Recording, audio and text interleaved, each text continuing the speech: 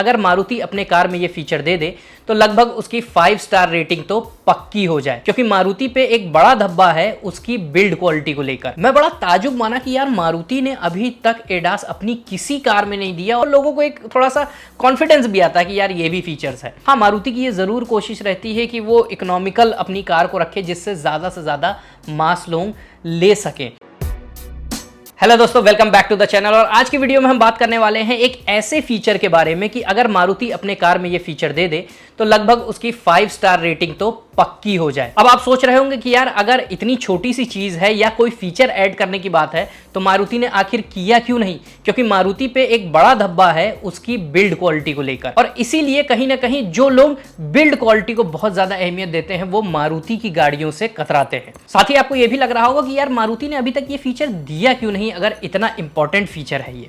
तो चलिए आज की वीडियो में हम यही सारी बात करेंगे कि क्यों मारुति अभी तक इस फीचर को अपनी किसी भी कार में किसी भी वेरिएंट में क्यों अभी तक नहीं दिया है।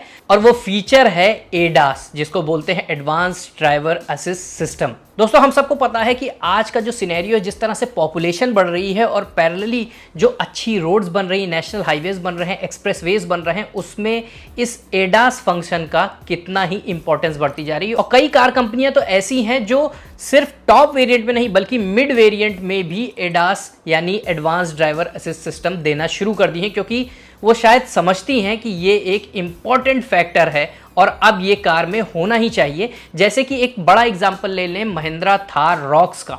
उनका जो AX3 वेरिएंट है, जो उनका AX सीरीज का एंट्री लेवल वेरिएंट है, उसमें तक उन्होंने एडास ऐड कर दिया है, क्योंकि महिंद्रा और अन्य कंपनियों को पता है कि आने वाले समय में ये फीचर्स बहुत ही इंपॉर्टेंट होता जाएगा। कुछ स्पाइट तस्वीरें आई हैं जो आप ये देख रहे हो। मारुति सुजुकी फ्रॉन्क्स में ये एडास का रेडार आपको दिख रहा है। साथ ही ऊपर भी अगर आप देखेंगे तो आपको इसका जो कैमरे पे सेंसिंग वाली चीज है वो भी नजर आ रही है। और जब मैंने ये रिपोर्ट देखी, और रश लेन की ये रिपोर्ट है, आप देखो, मैं बड़ा ताजुब माना कि यार मारुति ने अभी तक एडास अपनी किसी कार में नहीं दिया। और ऐसा क्या हो गया कि वो सीधे फ्रॉन्क्स में ये फीचर देने लगा, क्योंकि अगर हम किसी भी कार कंपनी की बात करें, स्पेशली हैचबैक में, तो एडास सिस्टम आता ही नहीं। हाँ, कॉम्पैक्ट एसयूवी में आपको मिलता है, लेकिन आप फ्रॉन्क्स को कॉम्पैक्ट एसयूवी की कैटेगरी में नहीं रखेंगे। एक आप कह लें कि कूपे क्रॉसओवर बोल लीजिए, हैचबैक बोल लीजिए, या एक प्रीमियम हैचबैक बोल लीजिए, उस कैटेगरी में आती है। लेकिन बड़े व्हील आर्चेस और बड़ी ग्राउंड क्लियरेंस और थोड़ा सा एसयूविश लुक होने के कारण इसको कॉम्पैक्ट एसयूवी की कैटेगरी में बहुत से लोग रेट कर देते हैं। और बड़े व्हील आर्चेस की वजह से लोग इसमें ओवरसाइज एलॉय व्हील्स लगा देते हैं आफ्टर मार्केट, जिससे बड़े बड़े चक्के होने से थोड़ा सा स्टांस बढ़ जाता है, थोड़ा एसयूवी लुक आता है। और लोग इंडिया में इस कार को स्पेशली बहुत पसंद कर रहे हैं। तो मारुति ने यही सोचा होगा कि भाई इस कार में तो एडास दे ही दिया जाए, जिससे सेल्स और अच्छी हो। लेकिन जब मैं ये रिपोर्ट पढ़ने लगा तो मुझे दोस्तों बड़ी निराशा हुई, क्योंकि ये जो वेरिएंट स्पाइट किया गया है, ज़्यादातर फ्रॉन्क्स जो है वो काफ़ी हाई डिमांडेड जापान में है और वो यहाँ से एक्सपोर्ट की जाती है।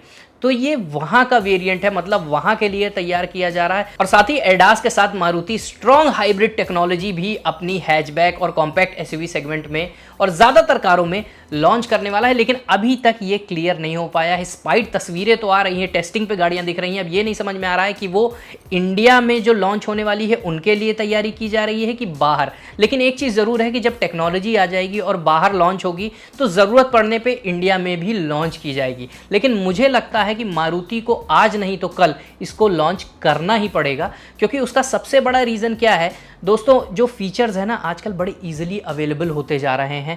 जैसा कि मैंने बोला ना, एडास एक बहुत कॉमन फीचर हो गया और ज़्यादातर कार कंपनीज दे रही हैं। ऐसे में जो मारुति के ऊपर एक धब्बा लगा हुआ है ना सेफ्टी रेटिंग को लेकर और उसकी बिल्ड क्वालिटी को लेकर, उसमें ये काफ़ी ज़्यादा मदद करेगी। क्योंकि देखो, हम सबको पता है कि मारुति की बिल्ड क्वालिटी उतनी स्ट्रांग नहीं है।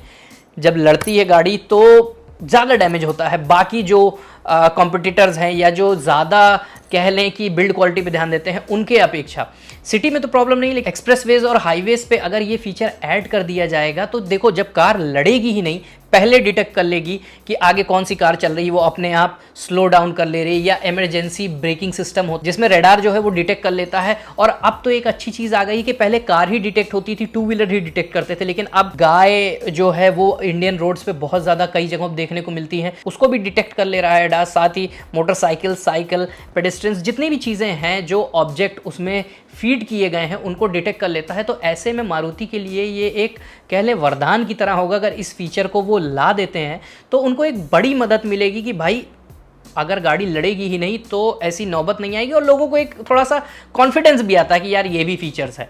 और मारुति ने अभी तक अपनी किसी कार में नहीं दिया है, तो मुझे लगता है कि मारुति को ये फीचर ज़रूर ऐड करना चाहिए, उनके लिए काफ़ी बेनिफिट होगा। हाँ, मारुति की ये ज़रूर कोशिश रहती है कि वो इकोनॉमिकल अपनी कार को रखे जिससे ज़्यादा से ज़्यादा मास लोग ले सकें, लेकिन इस फीचर की भी इंपॉर्टेंस मुझे लगता है कि ऐसे लोगों के लिए है कि इसको ऑप्शनल कर देना चाहिए एक तरह से। जैसे मारुति अपनी sigma, delta, zeta, alpha variants लाता है, या LXI, VXI, ZXI प्लस लाता है, उसमें ऑप्शनल करके ऐड कर दे कि जिसको भाई एडास वाला चाहिए वो ले ले, भले ही वो 30,000, 40,000 या 50,000 रुपये एक्स्ट्रा चार्ज करते हैं। जिसको लगता है कि उनकी कार में ये फीचर होना चाहिए तो वो उस वेरिएंट पे चला जाएगा, और ऐसे में मारुति को एक बड़ी मदद मिलेगी। क्योंकि हाल फिलहाल जो अभी सिनेरियो चल रहा है उसमें देखा जा रहा है कि मारुति की जो सेल्स है ना वो उतनी इफेक्टिव नहीं रही है, धीरे धीरे डाउन हो रही है। और पैरेलली जो अदर कार कंपनीज़ हैं, चाहे वो टाटा हो, महिंद्रा, ये भी अच्छे प्रोडक्ट्स बना रही हो। इसके अलावा हुंडई, किया, ये सब ऐसी हैं जो एक स्ट्रॉन्ग कॉम्पीट कर रही हैं मार्केट में। मारुति की सेल्स तो वैसे बहुत हाई है, उसको पहुंचने में अभी समय लगेगा, लेकिन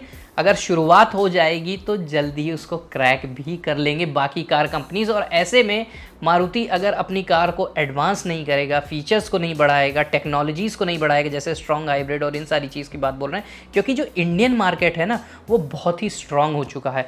कई कार कंपनीज ऐसी हैं जिनका पुराना जनरेशन अदर कंट्रीज़ में सेल हो रहा है, लेकिन इंडिया में वो लेटेस्ट जनरेशन सेल कर रहे हैं, क्योंकि उन्हें पता है कि इंडियन कस्टमर्स और वो पॉपुलेशन इतनी है और वो पोटेंशियल बायर्स हैं कि जहाँ पे उनकी कार को अगर अच्छे वैल्यू फॉर मनी प्रोडक्ट में निकालेंगे तो अच्छी सेल्स मिलेगी। और ऐसे में मारुति को भी मुझे लगता है इस बात को अच्छी तरह समझना चाहिए गुरु, नहीं तो इंडियंस बड़े माहिर हैं किसी भी चीज़ को अर्श से फर्श में लाने में। क्योंकि जिस तरह से मारुति जापान वाले वेरिएंट्स में ये कर रहा है, क्योंकि जापान में मैंडेट है, वैसे इंडिया में भी मुझे लगता है जिस तरह से गवर्नमेंट गाइडलाइंस आई थी, पहले 6 एयरबैग्स किया था, फिर बाद में उसको रिवर्स कर दिया था मैंडेट, लेकिन कुछ ऐसे सेफ्टी मेजर्स हैं जिसको गवर्नमेंट ने मैंडेट कर दिया है। आने वाले समय में मुझे लगता है कि एडास भी उन फीचर्स में हो सकता है जो सरकार मैंडेट कर दे, और कस्टमर्स भी अपने क्राइटेरिया में मैंडेट कर दे कि भैया मुझे ये फीचर्स तो चाहिए ही। बाकी आप लोग क्या सोचते हो दोस्तों, कमेंट सेक्शन में मुझे ज़रूर बताना। तब तक के लिए बाय बाय, टेक केयर, जय हिंद।